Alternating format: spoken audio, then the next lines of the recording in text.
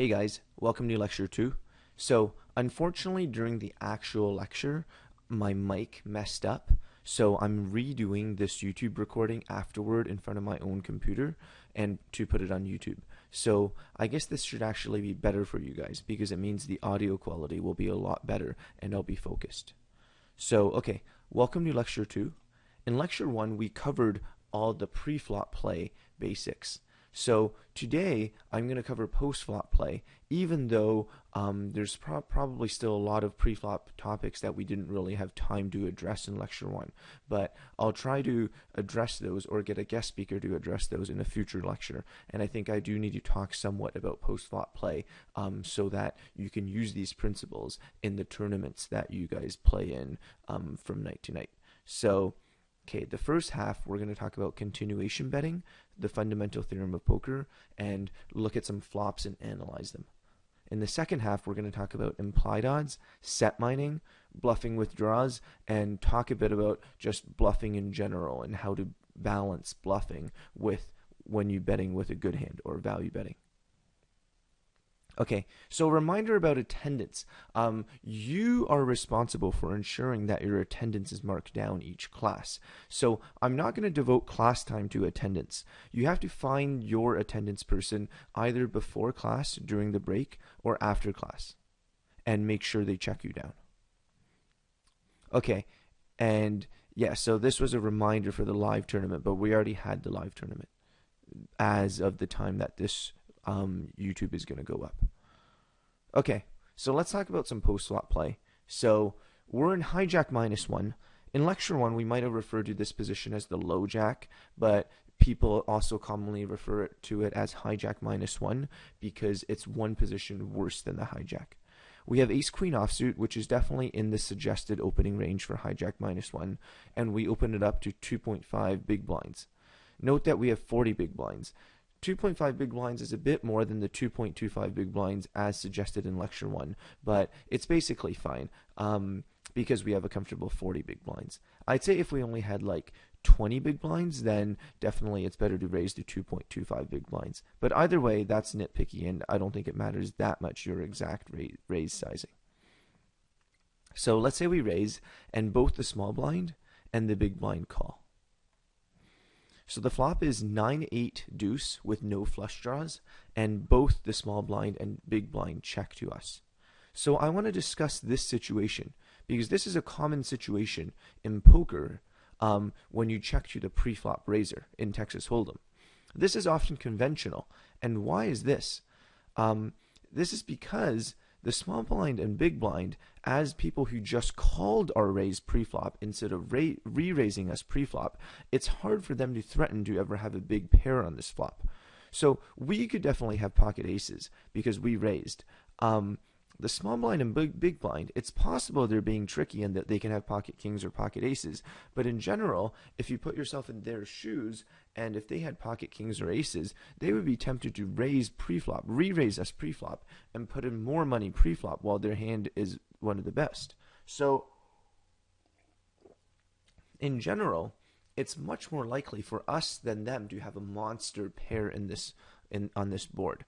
So of course, they could still have the best possible hands. They could still have pocket nines, pocket eights, or 9-8, or pocket deuces.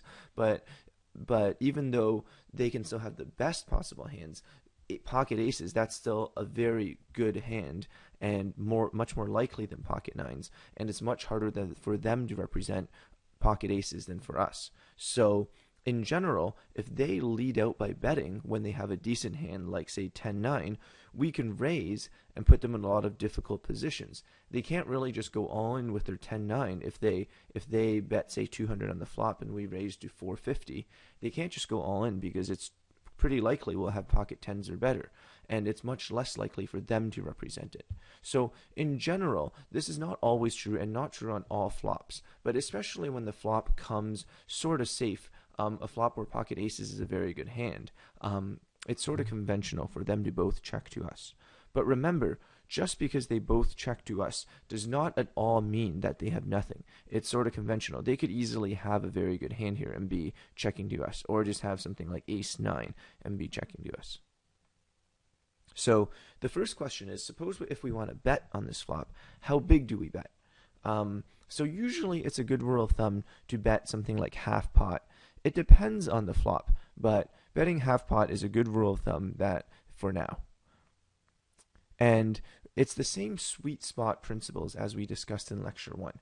If we bet too small on the flop, we give our opponents the opportunity to call profitably with any 2 cards. And if we bet big, let's say in this situation when we don't really have a great hand, if we bet really big, say we bet full pot 375, if they raise us, we just lost more than we needed to. So it's the same sweet spot principles as lecture 1. And so betting half pot is a good rule of thumb. Usually players bet slightly bigger percentages of the pot on the turn and the river, just because when they have a good hand, this allows them to get all in. And this might contradict a bit what we said last class about being able to bet smaller on the turn because your opponent has worse equity with their bad hands, right? So we said pre-flop, you can't re-raise someone to too small a size because when there's still 5 cards to come, if you re-raise them to too small a size, they can just call you with any 2 cards and have enough equity. But on the turn and river, when a lot of cards have already come, you can give their opponent really good odds and they still have to fold if they don't already have any kind of pair. So we said that you can bet really small in the river last class. So this seems to sort of be contradicting that when I say you can actually bet a bigger percentage of the pot on the turn and river. But one thing I didn't mention is on the turn and river, when you bet, it's actually in some sense easier for your opponent to call because when they call, they're closer to the showdown. If they call you on the river, they don't have to worry about calling another bet. They immediately get to see your hand. So just in general, betting always half pot post flop is a decent rule of thumb if you're not sure for now, and it'll keep you out of trouble. So one thing to note is that betting small is strictly worse than checking. So say in this case we decided to just bet $50, which is as small as possible. The problem with this is not only does it not really get any folds, it allows our opponents to check raise. And if our opponent had a hand like 10-9 in this situation, if we just checked back, we would have had a chance to turn a 6-outer. We could have turned a queen or an ace and beaten their 10-9. And now they're going to check raise their 10-9 and we're going to have to fold. And we don't get to see the turn for free. So checking is good and strictly better than betting small in some sense because it doesn't let our opponent check raise.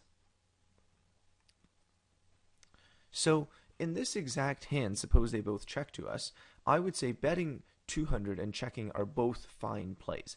I wouldn't say either is a mistake. But let's look at the advantages and disadvantages of both.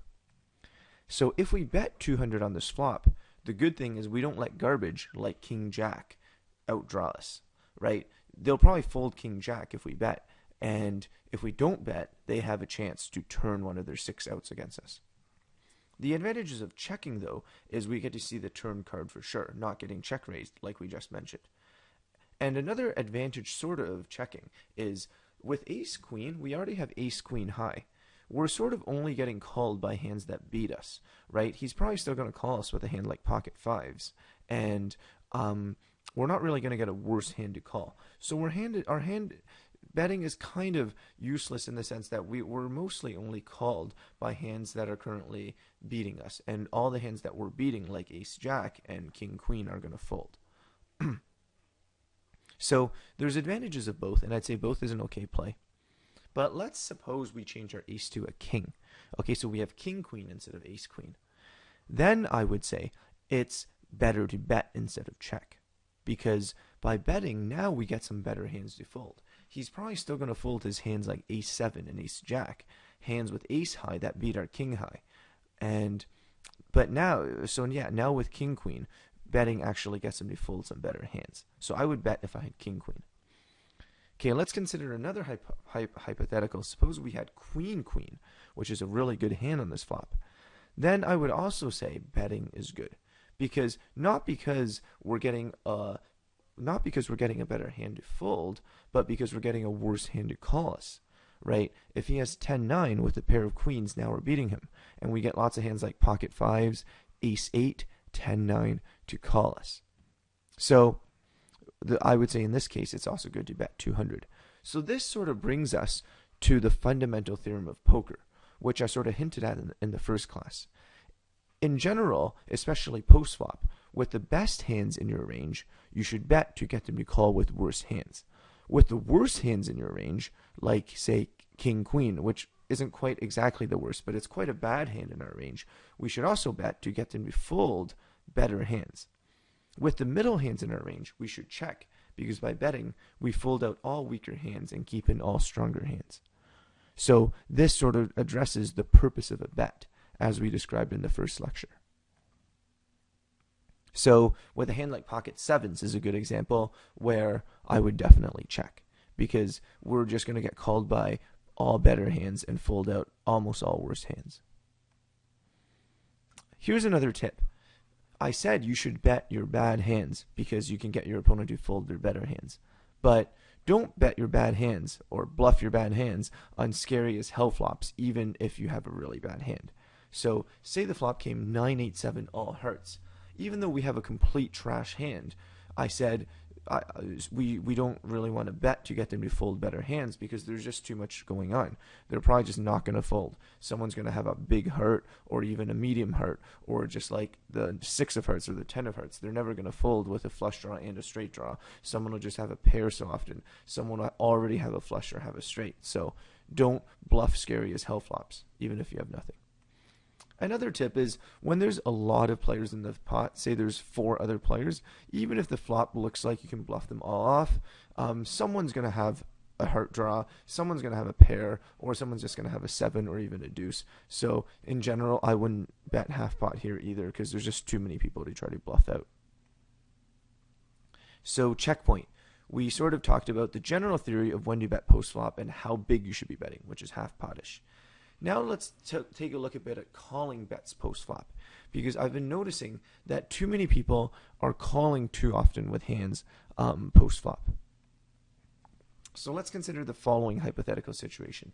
Once again, there's 40 big blinds, and the opener opens to 2.5 big blinds, which in this case is the button and is your opponent. And we call in the big blind. Okay? So often you get a flop like this. You know, it's 10-7-2. We don't really have anything, but our opponent is also unlikely to have anything, and he bets half the pot. But still, in this situation, the best play is basically just to fold. I see too many people calling in this situation, which is basically the worst possible play.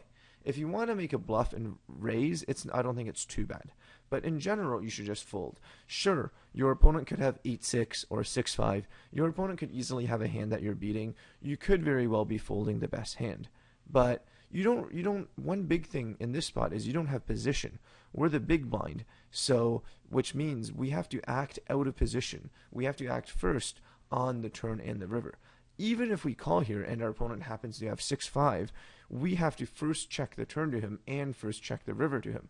And he'll see that we have checked and maybe be able to bluff us off on a later street with his worst hands. And when he has a better hand, he's just going to bet and we're going to have to fold anyway. So basically, even though we might have the better hand, the fact that we're out of position and also the fact that we're not the pre-flop raiser, which means it's harder for us to check raise and represent aces, those two factors combined means that in general people should just be folding when they have nothing. So I would fold this flop with queen 9. Here's another example. So suppose the same thing happened pre-flop, the button raised and we called. Here we have ace high, which is a lot better than queen high, but still, the flop is pretty scary. There's 3 big cards, and players are more likely to have big cards than small cards because they're more likely to play big cards than small cards. So our opponent's more likely to have a pair when the flop comes 3 big cards instead of 3 small cards. So ace high is not really that good. So I would just fold here. And ace 9 here, even though the board looks kind of safe, it's just still going to be hard to play. Even though there's a good chance our opponent just has something like 10-9 or Jack 10 and we're ahead. But they can bluff a lot of turns. If the turn comes a 3 or a 7, they can try to bluff a straight. And there's just a lot going on. We don't have a spade, and there's already 2 spades. So I would just fold. So when in doubt, fold. That's not a bad rule. Based on me watching players online, people are just calling too much. And yeah, and if you're not going to fold, you should at least be raising to be trying to bluff your opponent instead of calling and just getting into impossible situations on the turn and river. So here, we even flopped a pair, but I would just fold. There's 3 hearts, there's 3 big cards, there's lots of straights and straight draws. There's just too much going on, so I would just fold bottom pair here. Here, we have a straight draw. If an 8 comes, we get a straight. But in general, a 4-out straight draw, also known as a gut shot, which is a bad straight draw. In general, you can't really be calling with them. You could be bluffing with them, you could be raising and bluffing with them, but in general, they're just not very good hands. An 8-out straight draw is a pretty good hand. But so when you have something like, say we had 9-8 here, that's a much, much better hand, and I wouldn't fold it. But 7-9 here is just not a very good hand. And the fact that, even when we hit our straight, a better straight could be out there doesn't help us. If an 8 comes, he could have Queen 9, or he could already have a King Queen straight here. So the 8 isn't even that good of a card for us. So I would just fold. Here we do have an 8-out straight draw. We have 9, 10, Jack, Queen.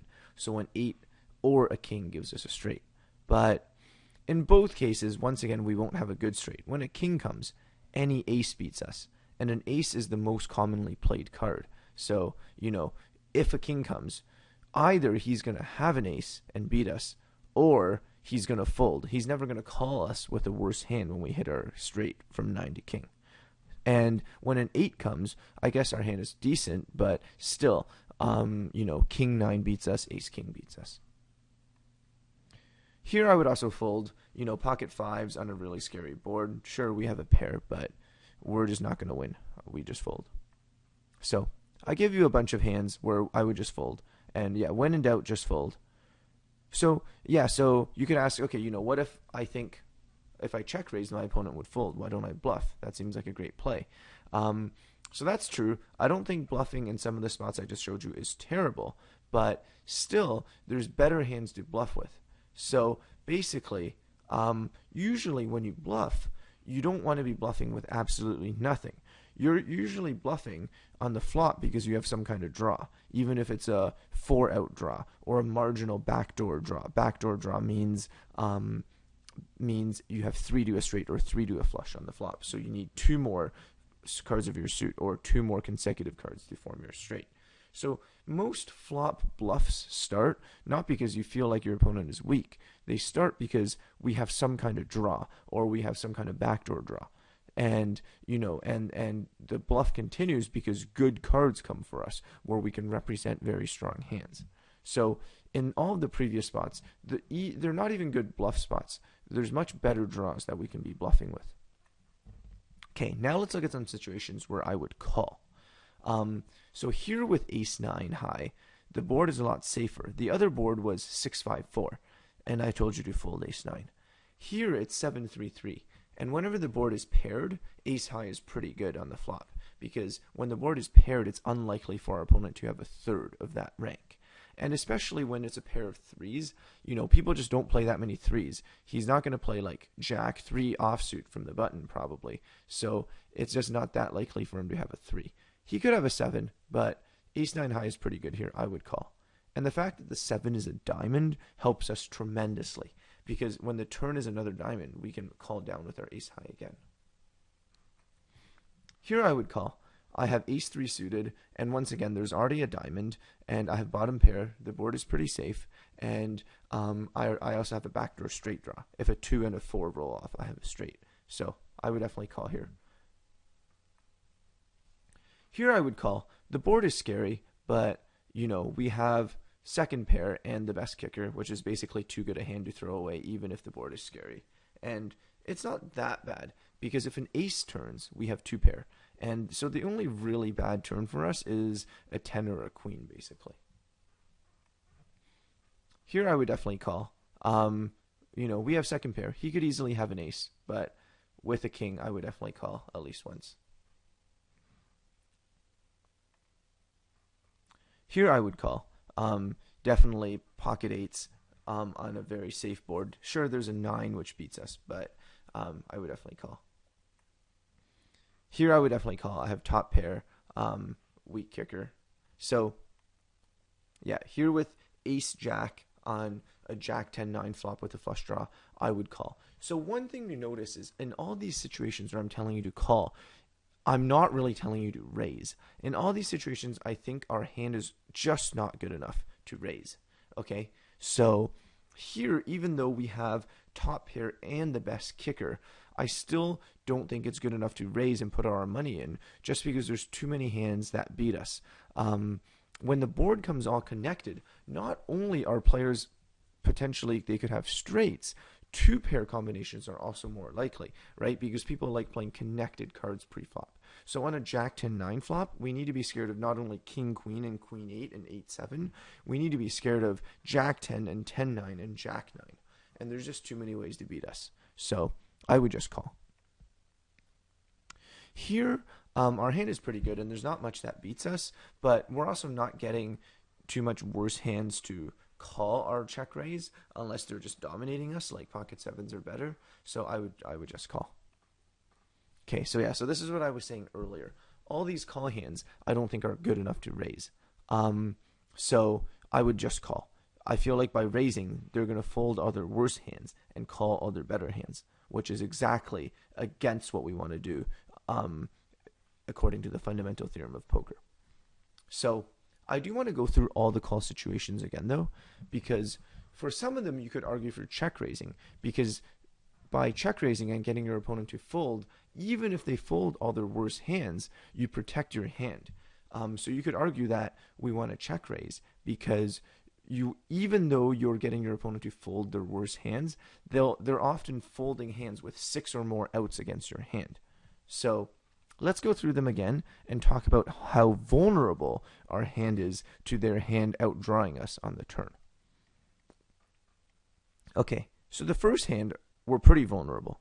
Basically, if he has any 2 cards, he's going to have 6 outs. You know, if he has 8-6, he's going to have 6 outs. If he has king-queen, he's going to have 6 outs. If he has jack-10, he's going to have 6 outs. So basically, check raising here, I think, is not too bad, because by check raising, we disallow a hand like 8-6 to pair up on the turn and beat us. Here, once again, our hand is also vulnerable because our pair is small. If he has 8-7, he's got 6 outs. Almost any hand has 6 outs against us. But I would definitely say calling is better than raising here because of the fact that if he has a hand like ace-king, we give ourselves a chance to turn an ace, and then he'll think he has a really good hand, and we'll have a 2-pair better hand, and we'll just get all his money in. So I would definitely say here I would call, even though he often has outs, because it's very likely that he has an ace, and one of those outs actually gives us a better hand, and it only looks like an out, but it actually completely deceives him. So in this case, we say that whenever you have an ace and a small card, and you pair the small card, you can say that you're reverse dominating strong aces. Okay, here our hand is semi-vulnerable, I'd say. But I definitely wouldn't raise. I would definitely call. It's semi-vulnerable, but there's just too many draws that can raise all in on the flop. Here I would definitely call. Our hand is not vulnerable at all because there's no more over pairs that could come and beat our pair of kings. If he has jack-10, he's drawing to a gut shot. If he has 10-9, he's basically drawing dead. Here our hand is not too vulnerable. Because our pair is sort of medium. You know, if he has jack-10, he will have 6 outs, but often he'll have jack-7 and only have 3 outs. So I'd say our hand is semi-vulnerable. Yeah, so I would just call here, though. Here our hand is basically not very vulnerable. Yeah, basically it's pretty invulnerable. I mean, sure, if he has queen-10, he has 4 outs. If he has 5-6, he has 5 outs. But still, I would definitely just call here. Here our hand is pretty vulnerable. You know, even if he has a hand that looks like trash, like 8-6 or something, with a shitty straight draw, he'll still have 8 outs to get there. So our hand's pretty vulnerable. So I wouldn't fault someone for check raising here and getting it in with top pair, top kicker, and yeah. But I would still call, even though our hand is somewhat vulnerable. Here our hand is pretty vulnerable. I wouldn't fault someone too much for check raising and potentially getting it in against aggressive opponents. But yeah, so I think both check raising to protect our hand and get it in, or just calling are fine. Okay, good. So now that I've gone through our calling and folding hands, now let's look at some cases where we actually have a good hand. So just how good does my hand have to be to raise and get in all 40 big blinds? A reasonable rule of thumb is you need to have 2 pair or better. That's obviously a very rough rule of thumb. It obviously depends on the opponent and the specific flop, but of course this doesn't count as 2 pair. Sure, we have 2 pair, but 1 pair is on the board. This 2 pair is complete trash because we lose to any heart. And this 2 pair is basically also trash because there's 4 to a straight and there's already 3 hearts on the board. Okay, but let's look at some cases where we actually have a great situation. So this is basically the dream situation. We have a monstrous hand. We have a set of 5s, 3 5s, and it's also going to be a flop where he's not going to fold too often because he'll usually have some piece of it. So I would just check raise and expect him to be getting it in pretty frequently. Here, basically, I would say with 3 of a kind aces, our hand is good enough to check raise and put all our money in. It is true that it's not that unlikely for him to have the 4th ace because people play all their aces, and our hand isn't too vulnerable, so we could just call. So I think calling isn't a bad play, but I would lean on just raising and hoping that he calls us with pocket queens or whatever. So, yeah. Okay, here our hand, obviously we have the best possible hand, is good enough to check raise and get it in. Slow playing is okay, but I would say for beginners, when in doubt, don't slow play. I feel like you need to really know what you're doing and really know your opponent for a slow play to be effective. So I would just check raise and get it in. And here with a baby flush, I would definitely check raise. By calling, often you give a junk hand so many outs against you. Like say he has 8-7 with the 7 of hearts. This is a complete trash hand, but that hand actually still has 7 outs against you on the turn. So I would definitely check raise this flush and get the money in and protect our hand at the same time. Here we have a straight on a scary board, and yeah, I would, so it is possible we're drawing dead if he already has a flush, but still, our hand is definitely good enough to get the money in, and I would get it in now. We need to protect our hand against diamonds. Here, basically, I would also just get our money in now. Yeah, there's just our hand is, there's not much reason for slow playing. This flop will hit him pretty frequently, and he can often have outs. Like if he has ace-9, he can have 4 outs. So